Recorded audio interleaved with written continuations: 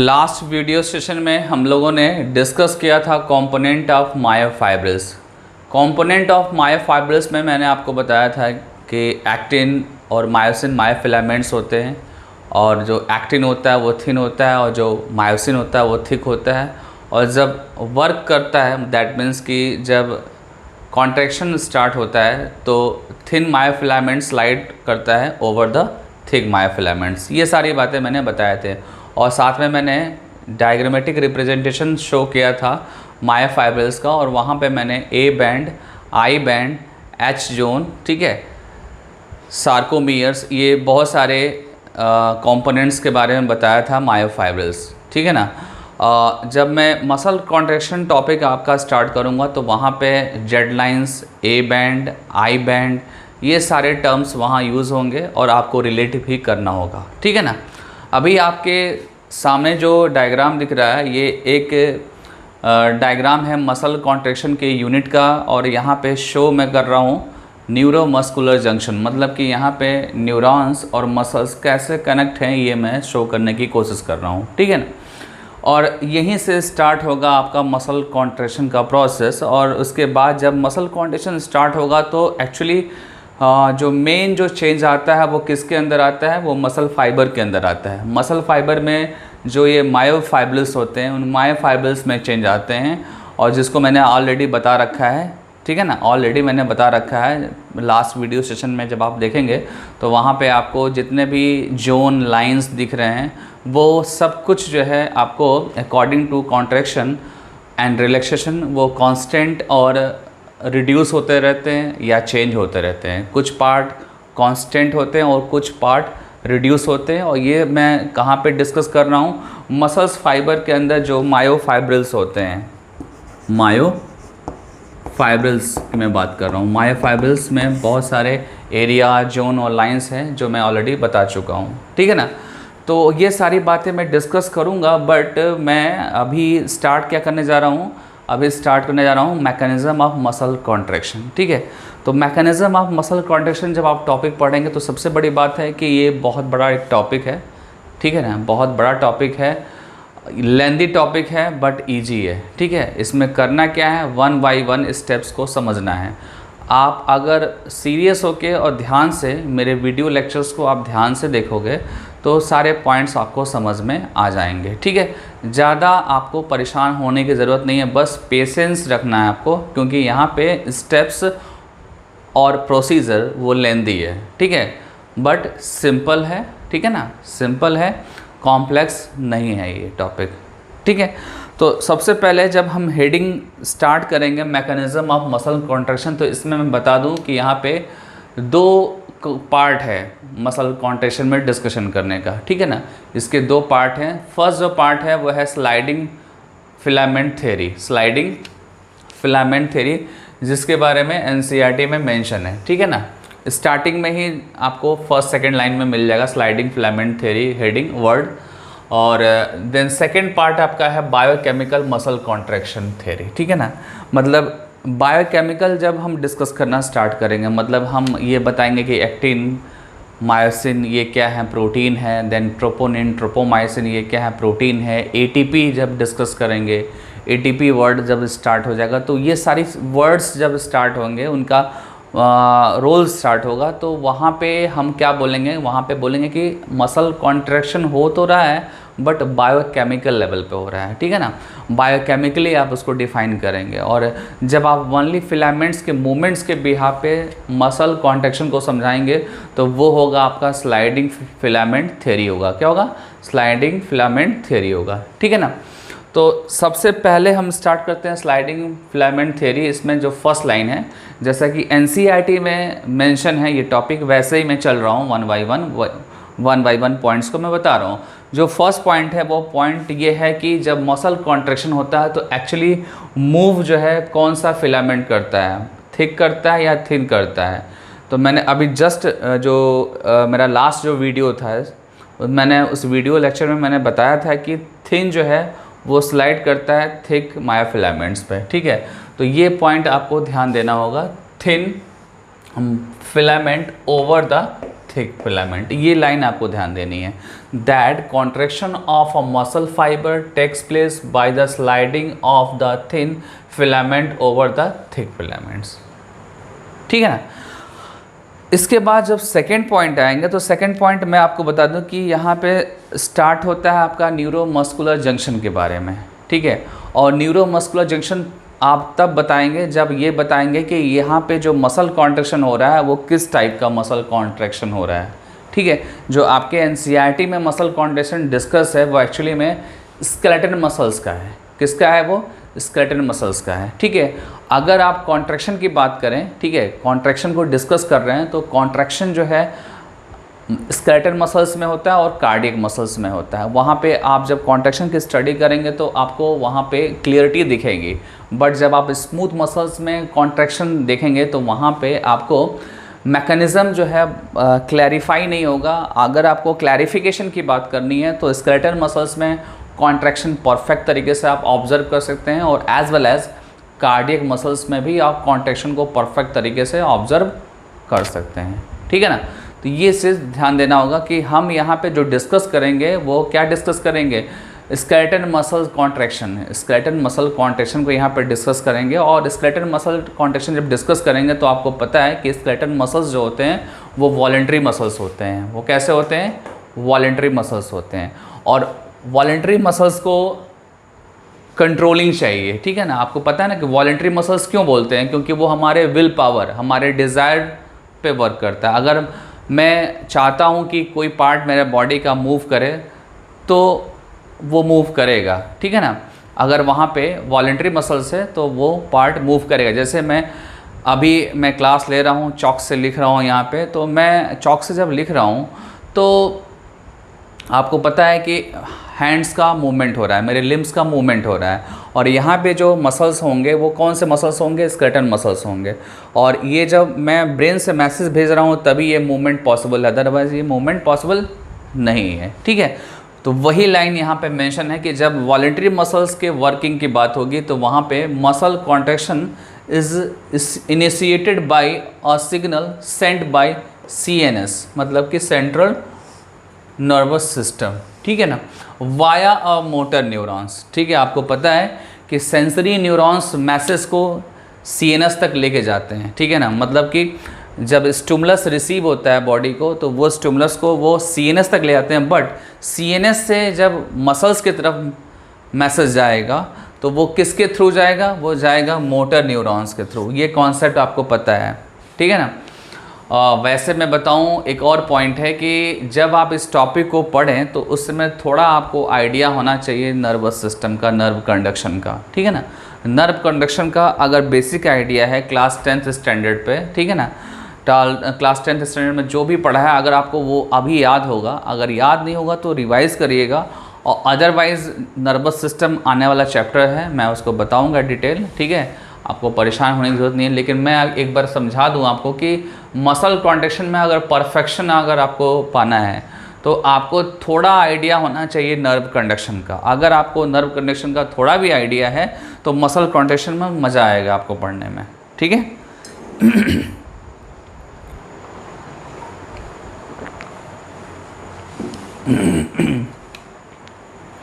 तो मैसेज मिला किससे? मोटर न्यूरॉन से। किसको मिला? मसल फाइबर्स को मिला। ये जो डायग्राम आपके सामने दिख रहा है इसमें ये जो पार्ट है ये क्या है? मोटर न्यूरॉन का एंड पार्ट है, टर्मिनल पार्ट है। This is a part of motor neuron, terminal part of motor neurons. ठीक है ना। तो ये जो टर्मिनल पार्ट है ये फ्लैटेंड है। कैसा है? फ्लैटेंड है, क्योंकि इसको बहुत सारे प्लेस पे क्या भेजना है? मैसेज भेजना है। बहुत सारे प्लेस पे मैसेज भेजना है। प्लेस क्या है इसका? मसल फाइबर है। क्या है प्लेस? मसल फाइबर है। मसल फाइबर को जब मैसेज भेजेगा तो मसल क्या होगा? कॉन्ट्रैक्ट करेगा, रिलैक्स होगा, कॉन्ट्रैक्ट होगा, रिलैक्स होगा। ठीक है ना। तो उसके लिए कनेक्टिविटी दोनों के बीच में होना चाहिए। जो हमारे स्केलेटल मसल्स होते हैं ये एक्चुअली में हमारे न्यूरॉन से कनेक्टेड होते हैं, न्यूरॉन से कनेक्टेड होते हैं। ठीक है। और जब वर्क परफॉर्म करने की बात आती है तो वहाँ पर ये मोटर न्यूरॉन से कनेक्ट होते हैं। ठीक है ना। वर्क को परफॉर्म करना है, कॉन्ट्रैक्शन और रिलैक्सेशन को परफॉर्म करना है तो वहाँ पे मोटर न्यूरॉन्स ये वर्क परफॉर्म करवाएगा और उसी के मैसेज के अकॉर्डिंग, उसी के सिग्नल के अकॉर्डिंग मसल के अंदर कॉन्ट्रैक्शन एंड रिलैक्सेशन होता है, ठीक है ना।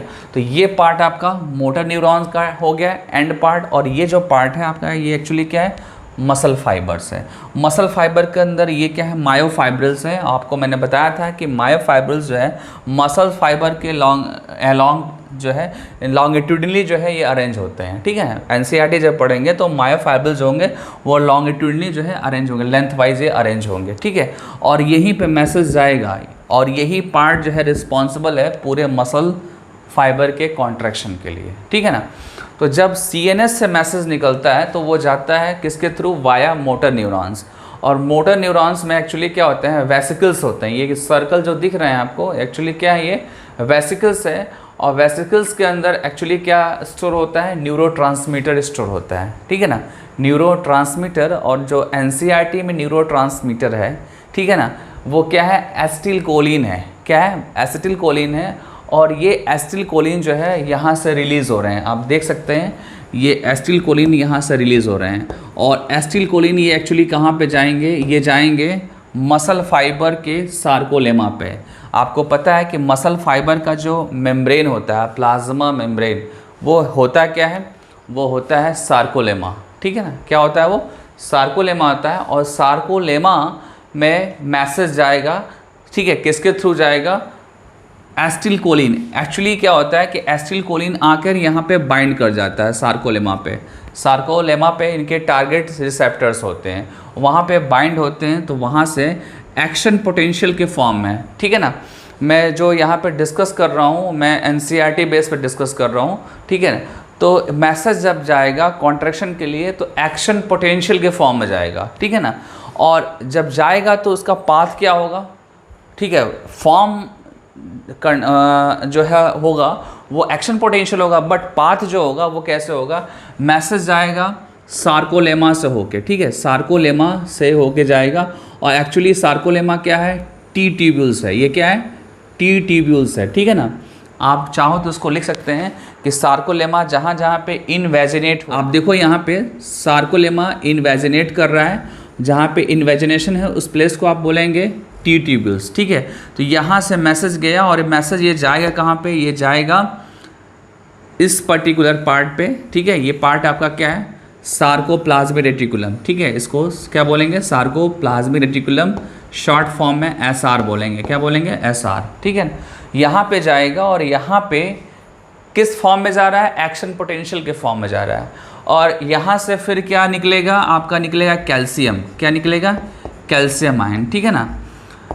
आपको मैं बता दूं कि सार्कोप्लाज्मिक रेटिकुलम, ठीक है ना, यहाँ से क्या निकलेगा, कैल्शियम निकलेगा। आपको पता होना चाहिए कि सार्कोप्लाज्मिक रेटिकुलम में कैल्शियम स्टोर होता है। और जब सिग्नल आता है मोटर न्यूरॉन से एक्शन पोटेंशियल के फॉर्म में, तो वो मैसेज कहाँ जाता है, सार्कोप्लाज्मिक रेटिकुलम में, और वहाँ से कैल्शियम रिलीज़ होगा, और फिर कहाँ जाएगा, इस पूरे इन्वायरमेंट में जाएगा। ये जो इन्वायरमेंट आपको दिख रहा है पूरे इन्वायरमेंट में जाएगा। दैट मीन्स कि मैसेज कहाँ पे जाएगा, सार्कोप्लाज्म में जाएगा। दैट मीन्स कि, ठीक है, जो यहाँ से कैल्शियम निकल रहा है, ये कैल्शियम कहाँ जाएगा, इस पूरे इन्वायरमेंट में जाएगा, जिसको हम क्या बोल रहे हैं, सार्कोप्लाज्म बोल रहे हैं। क्या बोल रहे हैं, सार्कोप्लाज्म, ठीक है ना। सार्कोप्लाज्म एक्चुअली क्या है, साइटोप्लाज्म है। और इसी साइटोप्लाज्म में ये कैल्शियम जाएगा, और कैल्शियम वहाँ से जाने के बाद वो फिर कहाँ जाएगा, मायोफाइब्रिल्स पे जाएगा। एक बार फिर से रिपीट कर दूँ, एक्शन पोटेंशियल के फॉर्म में मैसेज आया, ठीक है, सार्कोलेमा से होते हुए, और वो मैसेज कहाँ गया, सार्कोप्लाज्मिक रेटिकुलम में। सार्कोप्लाज्मिक रेटिकुलम में ऑलरेडी क्या है, कैल्शियम स्टोर है, ठीक है। वो कैल्शियम रिलीज़ हुआ और कहाँ पे गया, सराउंडिंग सार्कोप्लाज्म में। और सार्कोप्लाज्म एक्चुअली क्या है, sarcoplasm is a cytoplasm of muscle fibre. वहाँ से मूव करते हुए कहाँ जाएगा, मूव करते हुए जाएगा मायोफाइब्रिल्स पे, ठीक है ना, मायोफाइब्रिल्स पे जाएगा। ये चीज़ ध्यान देना होगा। और आपको अगर याद होगा मेरा प्रीवियस वीडियो लेक्चर, अगर आपने ध्यान से पढ़ा होगा, तो मैंने बताया था कि एक्टिन जो होती है, ठीक है ना, एक्टिन जो मायोफिलामेंट है, इस पे होता है क्या, ट्रोपोनिन होता है, ट्रोपोनिन होता है और ट्रोपोमाइसिन होता है, ठीक है ना। ट्रोपोनिन एंड ट्रोपोमाइसिन, ये दो रेगुलेटरी प्रोटीन्स होते हैं। तो कैल्शियम पहले यहाँ बाइंड करता है, कैल्शियम यहाँ बाइंड करेगा, ठीक है ना। कैल्शियम सार्कोप्लाज्म में फ्लो कर रहा था और आया कहाँ पे, इस मायोफाइब्रिल्स के अंदर जो एक्टिन मायोफिलामेंट्स है उसमें जो रेगुलेटरी प्रोटीन ट्रोपोनिन है वहाँ जाके बाइंड किया, और जब बाइंड किया तो ट्रोपोमाइसिन की पोजीशन चेंज हो गई। अगर आपको प्रीवियस डायग्राम मेरा याद आ रहा होगा, कुछ इस तरीके से मैंने बनाया था, याद आ रहा होगा आपको। ये एक्टिन के फिलामेंटस स्ट्रक्चर है और इसमें ये आपका क्या था, ट्रोपोमाइसिन था, ठीक है ना। और ये बीच बीच में आपका मिल रहा था क्या, ट्रोपोनिन।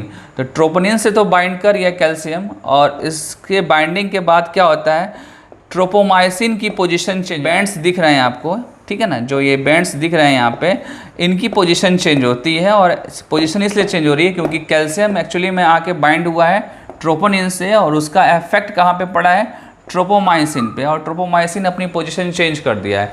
जब ट्रोपोमाइसिन अपनी पोजीशन चेंज करता है, ठीक है ना, तो उसका एडवांटेज मिलता है किसको, उसका एडवांटेज मिलता है मीरोमाइसिन को, ठीक है। आपको अगर प्रीवियस मेरा क्लास अगर याद होगा तो मैंने आपको मीरोमाइसिन का डायग्राम बनाया था, ठीक है, और मैंने बताया था कि ये पार्ट आपका टेल है, ठीक है, और ये पार्ट क्या है, शॉर्ट आर्म है, क्या है, शॉर्ट आर्म, ठीक है ना, और ये जो पार्ट है ये हेड है, ठीक है। और हेड में बहुत सारी स्पेशलिटी है। हेड जो है वो पार्ट होता है जहाँ पे एक्टिन बाइंड करता है, एक्टिन बाइंडिंग साइट है, एक्टिन बाइंडिंग साइट है, और दूसरा जो साइट होता है हेड पे वो होता है एटीपी हाइड्रोलिसिस साइट, ठीक है ना, एटीपी हाइड्रोलिसिस साइट, या एटीपी बाइंडिंग लिखेंगे ज़्यादा बेटर होगा आपके लिए, एटीपी बाइंडिंग साइट, ठीक है ना। और ये जो मैं डायग्राम बना रहा हूँ ये क्या है, एक्चुअली में मीरोमाइसिन है, यहाँ पे आप मेंशन कर लो, अदरवाइज आपको कन्फ्यूज़न हो सकता है। मीरोमायोसिन है ये, ठीक है ना। मीरोमाइसिन is a unit of myosin myofilament, and myosin myofilament is a primary myofilament, ठीक है ना। तो उसका यूनिट है और उसका डायग्राम मैंने ऑलरेडी बता दिया है। मैंने बताया था कि उसमें टेल, शॉर्ट आर्म और हेड होता है। हेड में क्या होता है, एक्टिन बाइंडिंग साइट और एटीपी बाइंडिंग साइट, ठीक है ना। कि हेड जो पार्ट है मीरोमाइसिन का ये एक्टिन से जाके बाइंड करेगा, ठीक है, बट बाइंड तभी करेगा जब ट्रोपोमाइसिन अपनी पोजीशन चेंज करेगा। ट्रोपोमाइसिन जब अपनी पोजीशन चेंज करेगा तो यहाँ पे प्रीवियस हिडन साइट्स जो हैं ये एक्सपोज हो जाते हैं, ठीक है ना। ध्यान देना कि ट्रोपोमाइसिन जब अपनी पोजीशन चेंज करेगा तो जो उनका प्रीवियस जो कवर्ड एरिया था वो एक्सपोज हो जाता है, प्रीवियस हिडन और अनकवर्ड एरिया जो है वो एक्सपोज हो जाएगा, और एक्सपोज हो जाएगा तो उस पर्टिकुलर प्लेस पे जाकर कौन बाइंड करेगा, ये हेड पार्ट बाइंड करेगा, ठीक है ना। और बाइंड जब करेगा तो उस समय एक्चुअली में क्या होता है, एटीपी जो है, एटीपी की हाइड्रोलिसिस स्टार्ट होती है। यहाँ पे बायोकेमिकल अप्रोच स्टार्ट हो गया आपका, ठीक है ना। मैंने आपको बताया था कि जब आप मैकेनिज्म आप मसल कॉन्ट्रैक्शन समझेंगे तो एक पार्ट आपका स्लाइडिंग थ्योरी है और दूसरा जो पार्ट है वो बायोकेमिकल है। जब आप प्रोटीन्स लेवल पे, एटीपी लेवल पे डिस्कशन स्टार्ट करते हैं तो वहाँ पे बायोकेमिकल अप्रोच स्टार्ट हो जाता है। और मैंने आपको बताया कि जो एटीपी है वो एटीपी आकर हेड पार्ट पे बाइंड कर रहा है, इसलिए यहाँ पे मैंने मेंशन किया है कि एटीपी बाइंडिंग साइट है। और इसी हेड पे हेड से क्या अटैच होने वाला है, एक्टिन मायोफिलामेंट का वो पार्ट जो अभी अभी एक्सपोज हुआ है, ठीक है ना, ट्रोपोमाइसिन की पोजीशन चेंज होने की वजह से, ठीक है ना। तो उसी पर्टिकुलर टाइम पे क्या होता है, एटीपी जो होता है वो हाइड्रोलाइज होता है, क्योंकि इस हेड में, इस हेड पार्ट में एक्चुअली क्या होता है, एटीपेज एंजाइम होता है। क्या होता है, एटीपेज एंजाइम, और ये जो एंजाइम है ये एटीपी की हाइड्रोलिसिस करता है, एटीपी की हाइड्रोलिसिस करेगा, और जब हाइड्रोलिसिस होगा तो एनर्जी मिलेगी, ठीक है। एनर्जी जब मिलेगी तो क्या होगा, मीरोमाइसिन का जो है, मीरोमाइसिन का जो हेड पार्ट है वो जाकर एक्टिन से बाइंड कर जाएगा, ठीक है ना।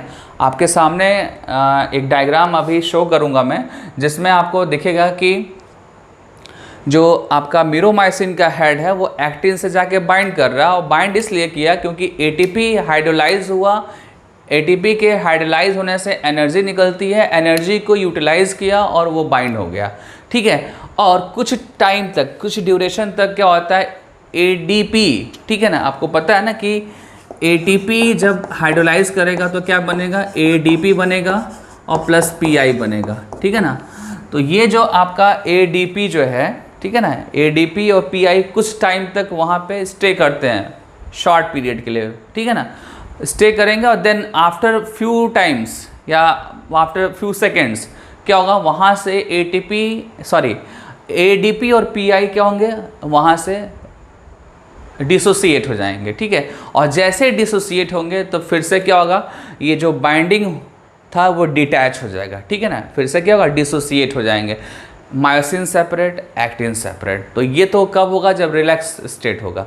जब ये ज्वाइन करते हैं तो इसका मतलब है कि कॉन्ट्रैक्शन होता है, ठीक है ना। दैट मीन्स कि ये और ये जब ज्वाइन करेंगे तो क्या होगा, कॉन्ट्रैक्शन होगा, और जब ये डिटैच हो जाएंगे तो रिलैक्सेशन होगा। और जब ज्वाइन करते हैं तो कुछ इस तरीके से ज्वाइन करते हैं, यूँ, ठीक है। ज्वाइन करेंगे, सपोज दैट ये मीरोमाइसिन का हेड है, आप देख सकते हैं, ये मीरोमाइसिन का हेड है सपोज दैट, और ऊपर एक क्या है आपका थिन मायोफिलामेंट्स है।